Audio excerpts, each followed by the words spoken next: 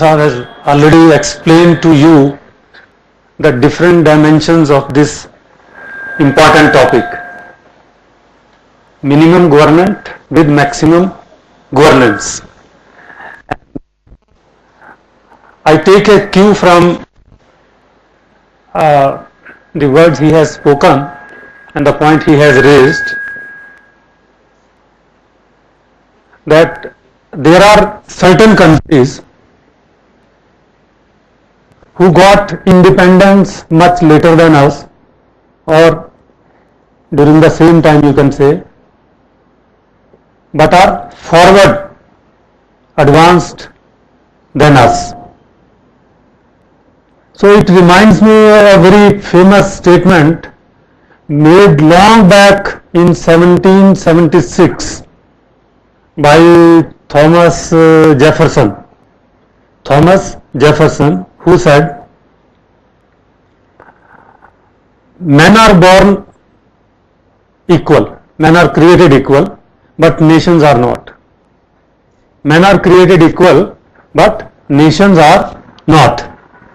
Which basically says that God has created human beings from the same human gene pool, and we can say that Asian, on an average, if we apply the law of statistics, average law of statistics, that on an average Asians are as intelligent as Europeans, or Europeans are as intelligent or good as Americans or Africans. On an average, this holds true and statistically proven. So men are born equal, but hardly in practical life this equality we found. Hardly in practical life this equality prevails. This is most often broken. And so therefore there are certain countries like America whose situation 200 years back almost maybe worse than us.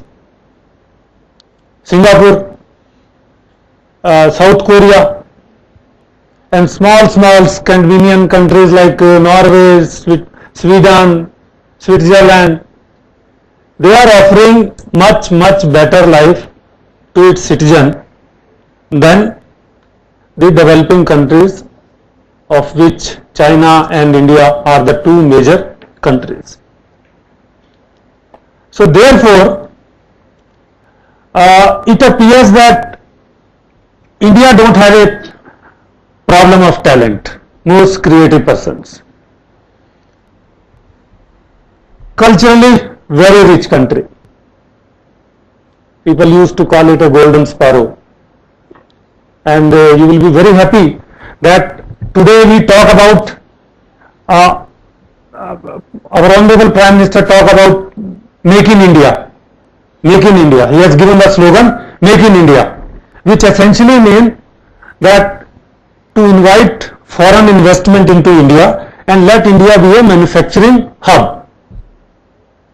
Let India be a manufacturing hub. You will be, happy to know that till 1820 or nearby that time, China and India, these were the two major manufacturing hubs in the world. Two major manufacturing hubs, and their share was almost 40% of the world manufacturing. And now India's share is what? 1.8%. China is much larger than us. It is around 14%. So our share in manufacturing, world's manufacturing, is just 1.8%. And our population is somewhat nearby to 17% of the world. And out of the total world's GDP, our share is 2%.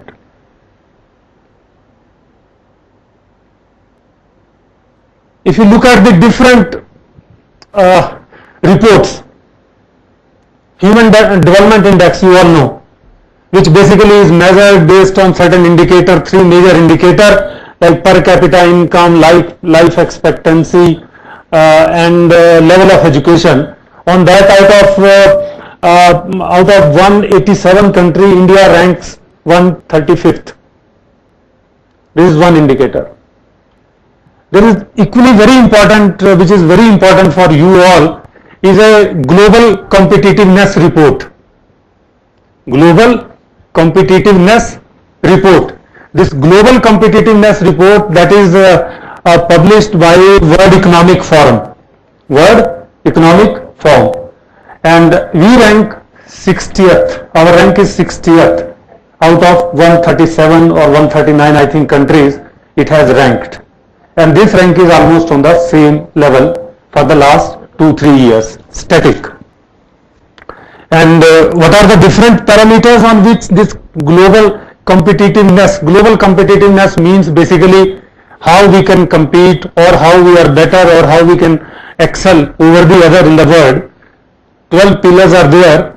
One of the pillar is like how we are doing at education level, primary education, health. This is one. Because if primary education and health is there, it reflects the productive capacity of the people. How we are doing on financial development, financial institution. If there are financial institution, then automatically this growth can be built up. It provides channelized saving, then ration the investment, capital formation, you all understand. This is another second. Institution.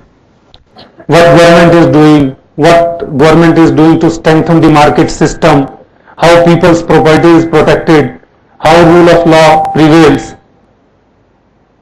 Sir has talked about institutions. Institutions are, we fail to protect the institutions. So what's our position on all these institutions? How we are able to protect law of contract? How we are able to provide liberty, democracy? All these are the different institutions which needs to be taken care of. Similarly, what is the position on infrastructure? Infrastructure basically means road, power, railway, all these things. Then higher education. Higher education is very important. Higher education provides the manpower for innovation, research. If you have to do research, higher education becomes essential. When you talk about knowledge economy, who will provide knowledge? Who will take the lead? This higher education support it. Higher education support it. So how we are doing on higher education? What is our position on innovation? Then market. Probably in market we rank third on global competitiveness because our base is 125 crore. China and other, maybe one more country is ahead of us, but India rank is third. So there are 12 indicators. On those indicators we rank 60th. Our position is 60th, 60. That itself shows on all these parameters, they are the basic things I have just discussed with you. These are the basic things. Similarly, transparency, ease of doing business. You all understand, ease of doing business. We are very poor on ease of doing business. Recently, just today itself in the morning, I read there is a report on world justice. I mean, how we are doing on protection of law. How we are doing on protection of law. Now, on that index, our situation is 1996 out of 97 countries it surveyed.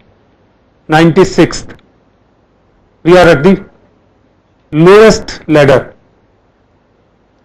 And because of poor law and order, it is adversely affecting our tourist industry. Foreigners are not visiting here. They are not certain. They are not certain. Sure, security is lacking. Security is lacking. Certainty is not there. Vodafone issue, you all understand. Government enacted prospectively, changed the law prospectively, पीछे से change किया. That affected adversely the business sentiment. That gave a very wrong message to the world. Foreign direct investment you all talk about, this is poor. Kofi Annan, the Secretary General of UN, former, he pointed out that if you enhance government effectiveness by just 1%, if you give a strong message that government is there, nothing wrong is going to happen, this message is given, your FDI to GDP ratio will go up by 4%. Strong message, if you are able to give to the world, then it gives a right signal, it create a certainty to the world. On all these indicators or whatever just I have discussed, this clearly highlight one thing, that countries are developed because of governance, and their government and governance. We can't think of development in Afghanistan. There is no government, there is no governance. Nothing is happening in Iraq. No government, no governance. So government is essential for governance. No governance without government. Government is there, should be there. So what is government? Minimum government. What is government? During your graduation, you might have, read in political science or that there are three wings of the government. One is judiciary, one is legislative, executive side. The purpose of legislation or legislative wing is to pass the law, enact the law, and executive is there to execute those laws and provide a policy input to the political boss, political masters, and judiciary is there to interpret the law, to see everything is right and everything is done as per the constitution adopted by a country. So all these three wings, what they are doing? They together constitute government: judiciary, executive and the legislative. They are the three components of a government. So what they are doing? What type of legislation is being passed, enacted, whether it reflects the will of the people, whether it reflects the ground reality, whether they are progressive, they create good conditions, or not. Similarly, executive, how they enact the law, whether they keep in mind the people's sentiment, they understand what it means. Same is the case with the judiciary, how they perform their work. So basically what government does, that is governance. The different mechanism, the different processes through which they do their business, so that certain principles like transparency, the transactions are being done in a transparent manner. People know what the others are doing. Accountability. If you have given the power, people have given the power to someone, then they must be held accountable. The bureaucracy must be held accountable for their action when you have given so much right to them. Corruption. The things must be done in a fair, as per rule of law. Corruption free. Sir has talked about what type of various dimensions of corruption from top to bottom. Every office, for every transaction, you need a cut. अभी sir पीछे एक बड़ा मतलब एक मेरे को किसी ने कांटेक्ट किया कि एमडीपी कराते हैं, हम एमडीपी करा के देंगे आपको, we will do help you in conducting MDP and I just discussed and the concluding remarks was, sir, what is your cut? मुझे कट का नहीं पता था, really very honestly I was this was a new term for me, cut. But now after going through this topic I came to know what cut mean. Cut means what, how much 10%, 5% you will get out of the decided amount. So every government purchase there is a cut. So this corruption is huge, rampant in a country. So as far as this topic is concerned, maximum governance with minimum government. Now the only thing is, with minimum government you have to deliver the maximum result. That means the government interference in different activities. That means the less number of people who are involved in this process, and ultimately the outcome is much larger in the society. That practically it looks like that governance should be maximum, government should be minimum. That means we have to take care of the principles, or two things we discuss. One is efficiency and another is effectiveness. You understand the difference?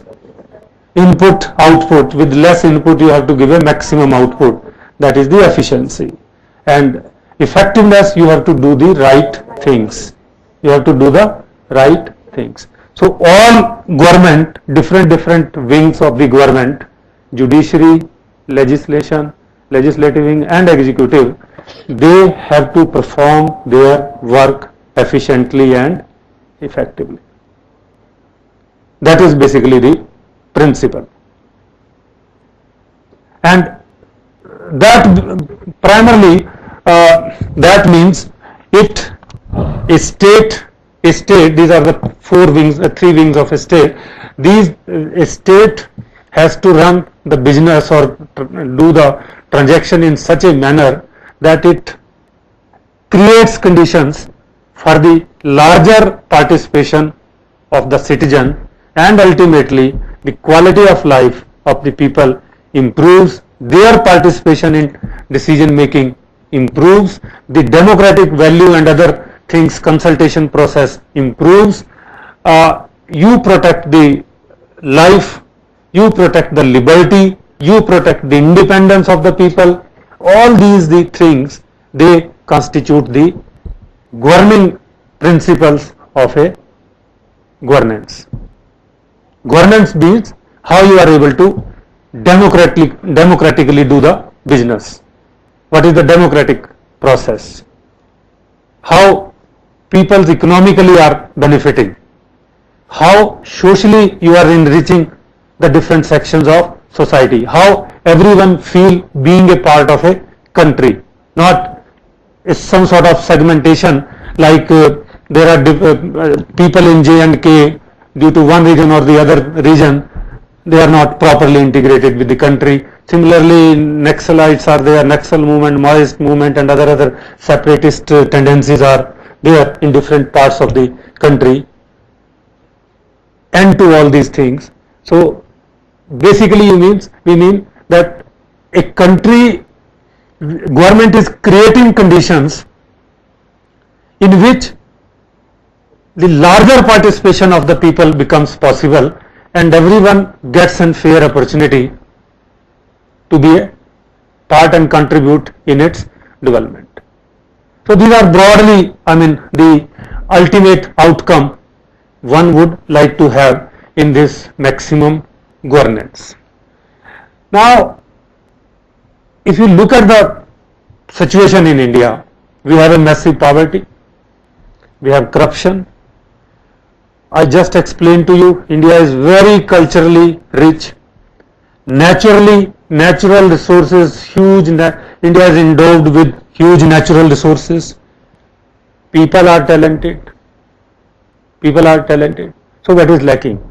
So what is lacking is this governance. What is lacking is a governance. Over the years, we have not been able to create a system or institutions which protects certain value through which the different wings of the government, they can function properly. They can function properly. And I would like to go into the history, just a brief into the history, how government role increased over time.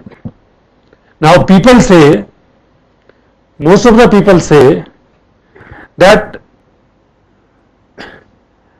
government is in most of the areas where it should not have.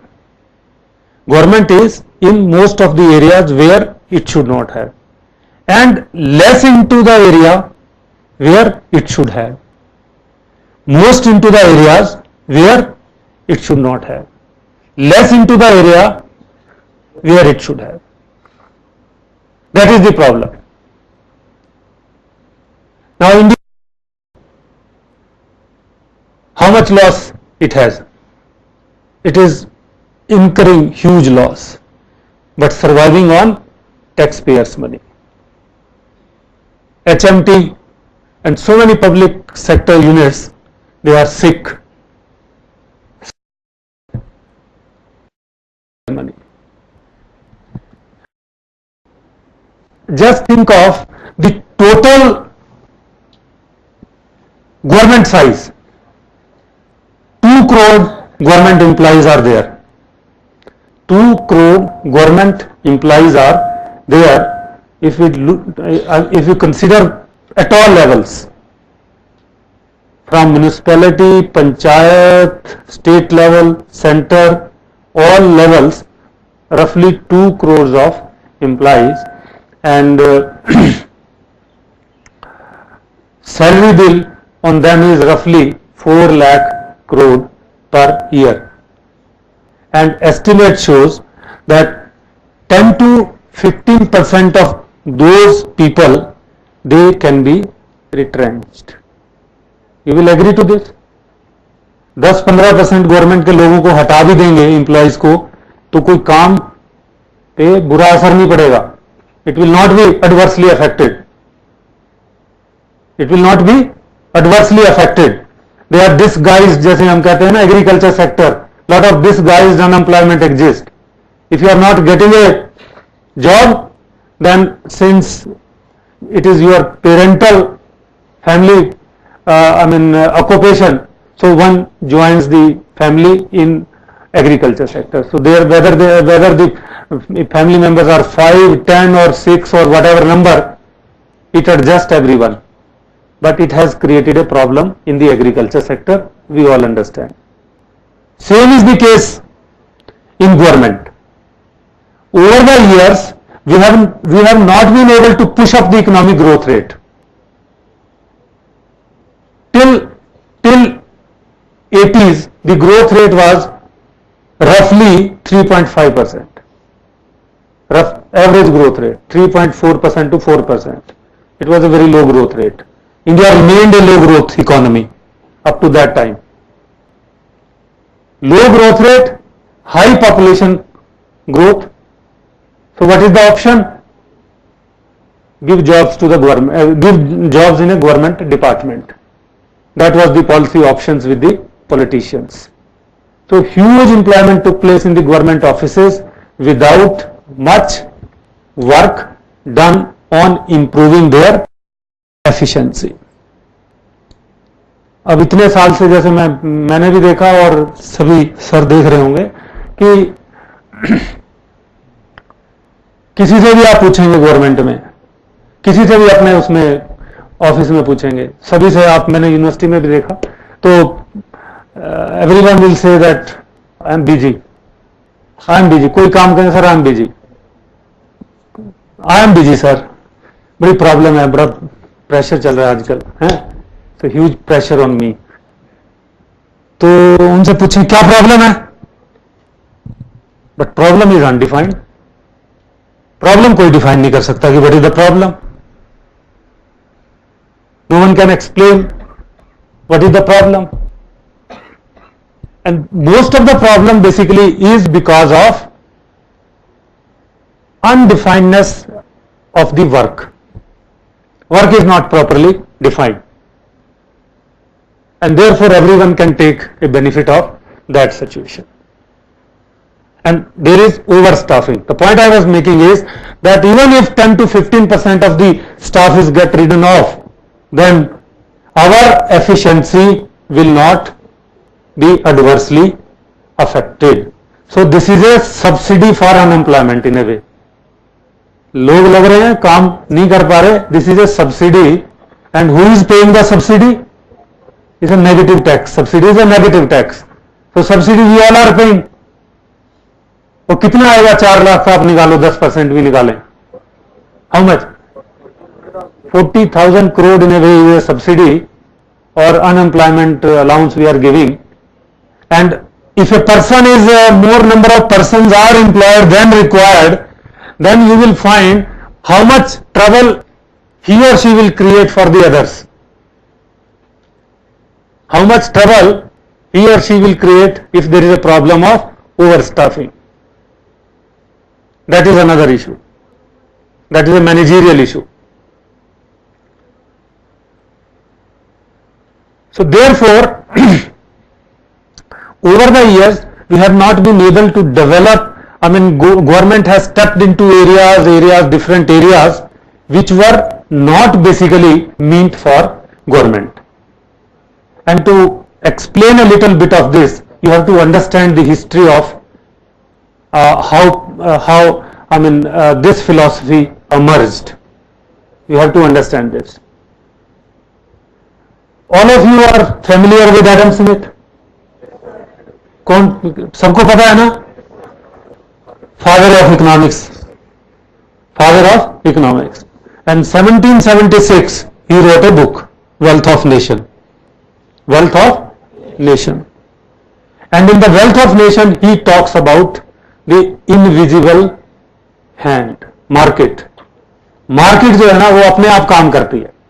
He talks about market based decision making, supremacy of the market. There is no need for a government to come into the picture in most of the area. Everyone works to maximize one's self interest. मैं अपना